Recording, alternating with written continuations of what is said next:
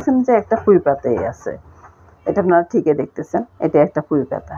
তো পুঁই পাতাটা আছে এখানে, আর এখানে পেঁয়াজ, রসুন, আদা, তারপরে কাঁচা লঙ্কা, আর এখানে আছে কাজু বাদাম, নুন আর একটু চিনি, এখানে আছে টক দই। এখন আমি দিয়ে দিব একটু কালো গোলমরিচ। কালো গোলমরিচটা দুধের উপরে দিয়ে দিলাম। আর এবার আমি বন্ধুরা এই যে সবগুলো উপকরণ একসাথে ব্লেন্ড করে নেব।